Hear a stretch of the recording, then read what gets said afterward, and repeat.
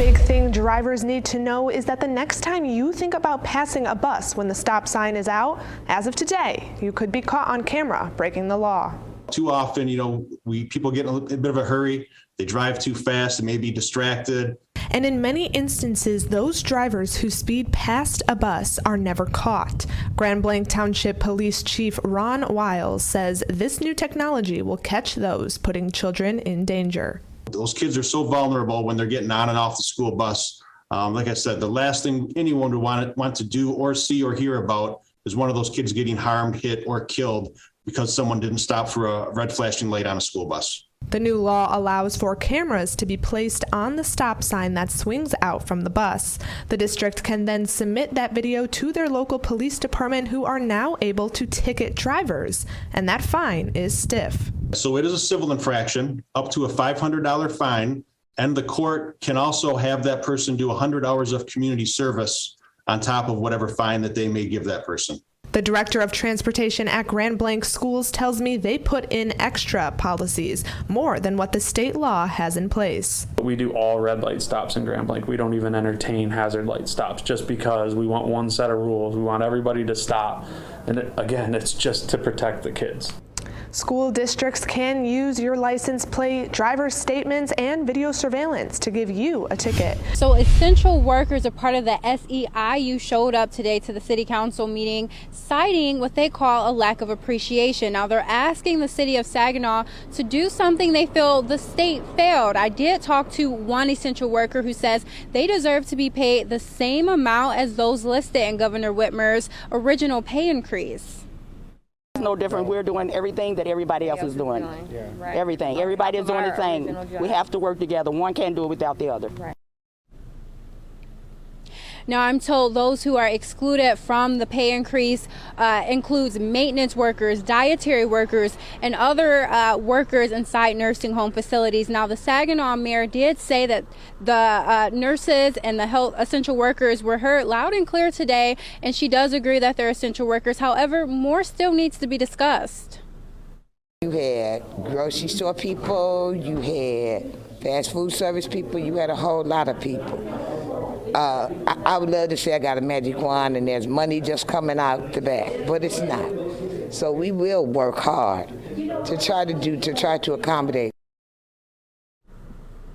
Now, Mayor Morris says 3 or 4 more sessions will be held before a final decision is made. Now, she says she does agree again that those are essential workers, but she also agrees that restaurant workers and people who work the entire pandemic also deserve a pay increase as well. 3 men are working to bring a big vision to life in Clio. When completed, it will all be dedicated to veterans. But what's involved in the project, and what will it take to get it done? Mid-Michigan Now's Remy Murray is live in Clio this morning with some answers for us. Remy, what's going on there? Good morning, Mike. So I'm standing right here on the property where the 3 men have the vision to make this a sanctuary for veterans. You can't see it right now, but there's 62 acres of land that they want to incorporate into a training center and a floating homes and many things. But the problem is they need help, and that's why they're calling out to the community. We have all of this equipment. It's ready to be used. We just need some veteran manpower. Damon Huffman may look like an ordinary man, but to his friends, he's known as the man with a big heart. This property was donated by Damon. This is his property. This property was donated by him. All the equipment was donated by him. This is how much Damon wants this project to work. He wants to get it off the ground. Having practiced law for many years and is now retired, Huffman tells us he could have kept his life simple. Well, I had a big choice. I had a choice of going to the beach, sitting on the sand, with sand in the crack of my toes, or stepping up and helping to try to make this world a little bit better. So he asked himself, what can I do so that I can feel good and proud about my life? And came up with this answer. Veterans need help. There are a lot of fractured, traumatized, drug-addicted veterans that need a hand up. And we're not a handout, we're a hand up.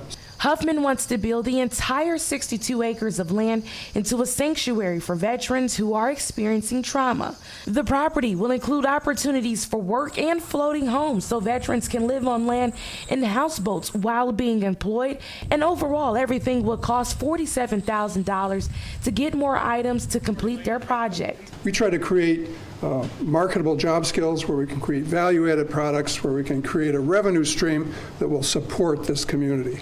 We're brand new. This is our first year, and we've accomplished a lot. Huffman and his team wanted to complete the floating homes before this summer's end, but challenges came along. All of us, we all have some physical limitations, so we're good from about 8 in the morning until about 2 in the afternoon, and then we're pretty well used up by that. So that's a physical limitation.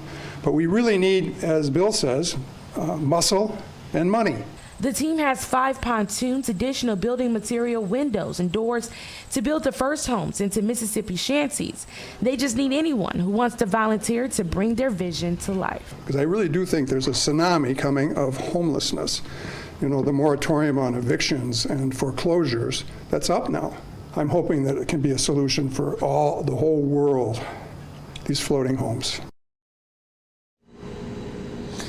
Now, something interesting to add is that Huffman isn't a veteran other than his son, serving as a Marine. He doesn't have any ties. So later this morning, we're digging even deeper to find his passion for wanting to do all of this.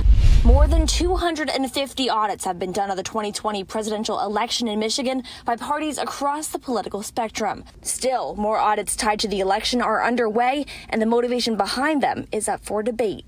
Without a doubt, this is partisan politics attacking the integrity of our election. It wasn't spurred on because of the drama that surrounded the 2020 election. The Auditor General's job is to audit different branches of Michigan state government. Now, the Auditor General says it's the Secretary of State's turn to be audited, and that means looking into last year's election.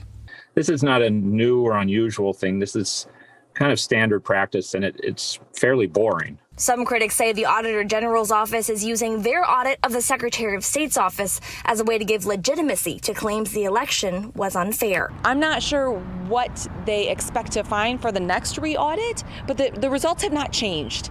And it's very concerning that legislators and apparently the Office of Auditor General are continuously feeding into these conspiracy claims. Ingham County Clerk Barb Byram says her area is one of the ones being looked at by the Auditor General's office. The Auditor General's office won't tell me how many or which counties will be audited, why they've been chosen, or when we'll get the results of this audit back.